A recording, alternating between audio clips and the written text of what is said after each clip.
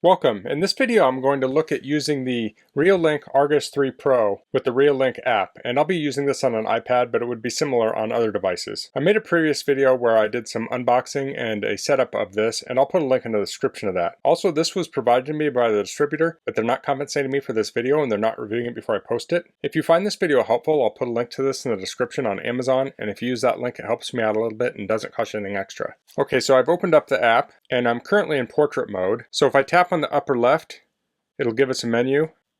And some parts of this app I'll go into in more detail, and other parts I'll skip through a little bit. But we have login here, so that's so you can log into the Reolink system. We have store, Reolink captures, that's how you can share videos, deals and new, product registration, support center, settings and about. So I'll tap on settings here. It has adjust device order, so if you have multiple Reolink cameras, they'll show up here and you can change the order of them. You drag on the right side to do that. Message sound settings, we have classic, soft, loud, and default. App password, so you can set a password for the app. Appearance, we have light mode, dark mode, and follow the system. We can clear the cache. So right now it's using 26.3 megabytes. We have auto live view. That says enter live view page when the app starts. So that's when you open the app, it'll automatically have the camera up. Add devices automatically, data usage warning, stretch mode, and then join user experience program. So those are the main app settings. If we go to the upper right, we have the plus where we can add a camera. Then we have devices and cloud. If you sign up on the cloud system, you can click on cloud and use that. Next we have the camera, so I'll tap that. It will load. And we'll see a live view of the camera. On the upper right, we have a little gear. Those are our settings for the specific camera. At the top it says ReoCam, that's what I named my camera. Has the model, which is the Reolink Argus 3 Pro. Local storage has 1.56 gigabytes used. So if I tap on that, that'll give us some more stats and specs. We have storage, network info, upgrade device. So if we tap on that, I have auto upgrade turned on, but we can also upgrade it manually. If you tap on upgrade manually, right now it says I have the most current version.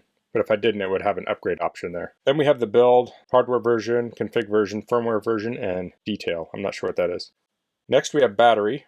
So this is at 100%. So this is using a solar panel to charge, and it has been maintaining the 100% charge. Now it is summertime. It'll be interesting to see in the wintertime if it still can maintain that 100%. I'm guessing it will, although we have some periods where it's darker out for a while, but it has a pretty good sized battery on it, and we do get sunny days in the wintertime too. So this can track your battery usage, so I'll hit allow and continue. So this will allow me to track it over time, but I've been logging in here quite a bit and it's set 100%, so I'm guessing it will still say that after a while.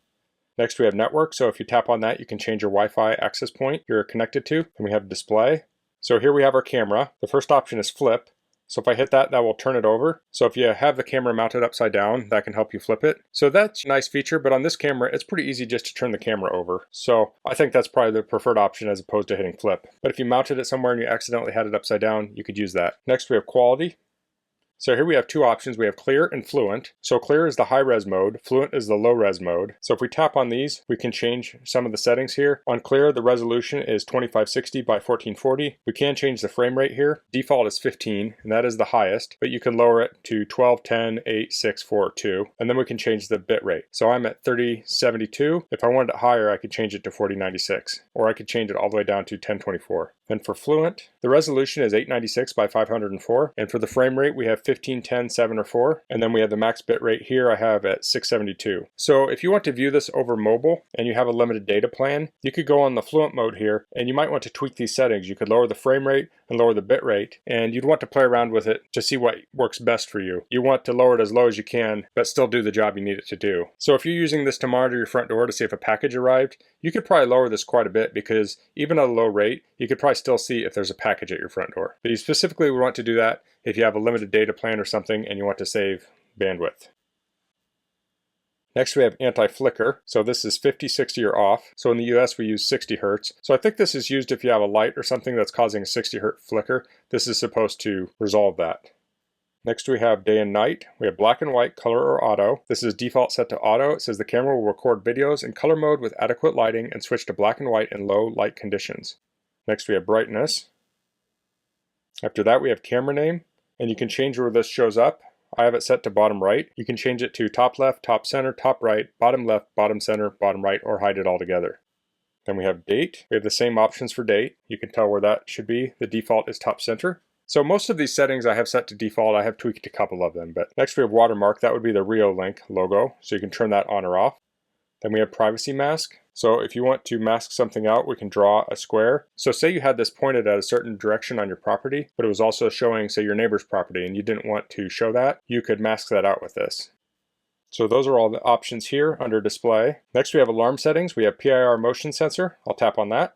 We can turn the PIR motion sensor on or off. So PIR is passive infrared. That is similar to a motion light. So that's currently turned on, and then you can change the sensitivity. So there's an option up here that says reduce false alarms. So I have turned that on. So that should help with, say, branches moving and things like that, triggering it. And then at the bottom, you can change it from insensitive to sensitive. So on all the security cameras I've messed with, this is something you usually have to play with. You want to set it and see if you get false positives or false alarms, and then you can tweak it higher or lower to get the best setting.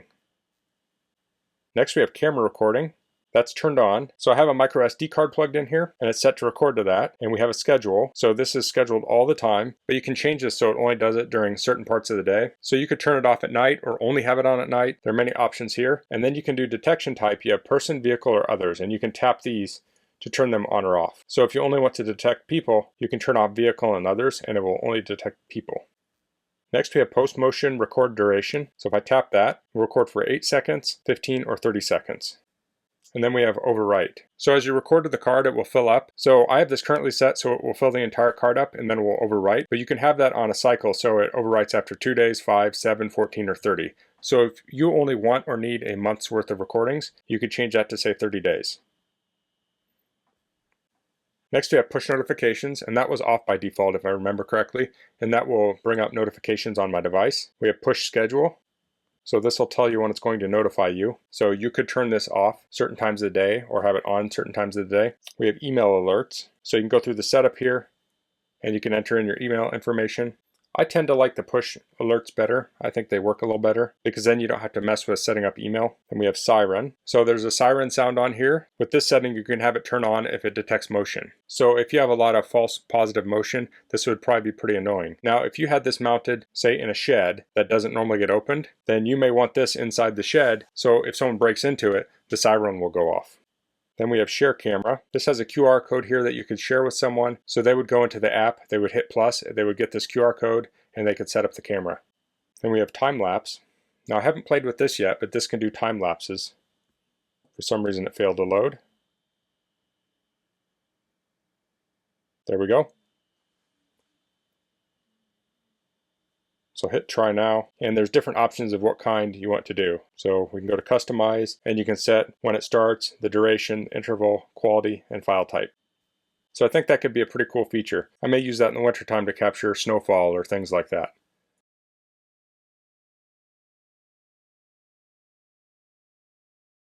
Lastly on here we have advanced.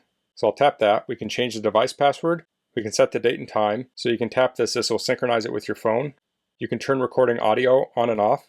We have infrared lights. It's set to auto or stay off. So I like that they have a sample here of what you're configuring. I think this is a great feature of this app. So if you're not completely sure what the infrared lights means, you can see when it's off, it's dark. When it's on, you have night vision.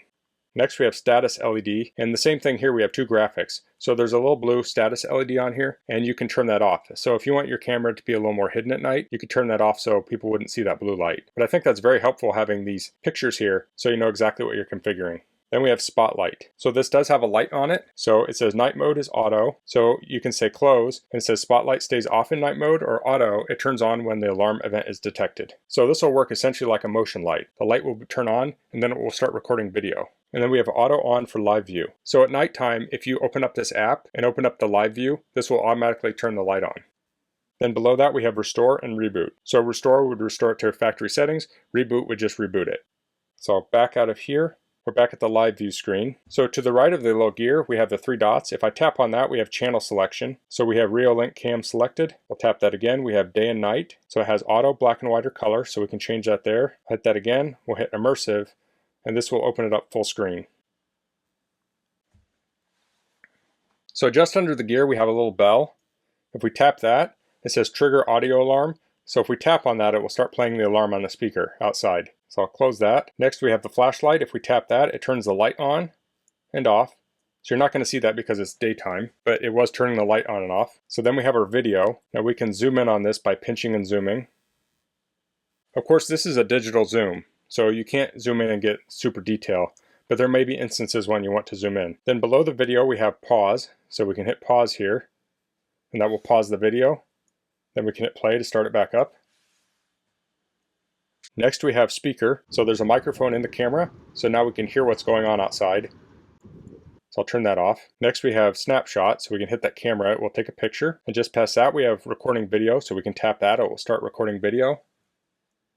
We can stop that. Next we have low, so if we tap on that we have fluent and 4MP. So fluent is the lower bitrate mode and 4MP is a higher bitrate mode. So if you're on mobile you may want to use fluent. If you're on a LAN or a high-speed mobile or a VPN or something like that, it might work well to use 4MP. So you can just try both and use which one works best for what you're doing. And then the next option flips the whole screen. So before we get to that I want to look below. We have talk, and if you tap on that you can activate your microphone so you can talk to whoever's on the other side of the camera. I'm not going to do that now. I learned in the past that if I do that while I'm doing a screen capture on my iPad it shuts off my microphone because the app is trying to use it. Next we have clip, so if we tap that, this will show a portion of the camera, so we can drag down below and this will change the focus of the camera. So we can drag around to different areas. We can close that, and then we have playback. And this has a timeline, so we can scroll along the bottom here and we can watch different video clips. So here's one earlier in the day. Okay.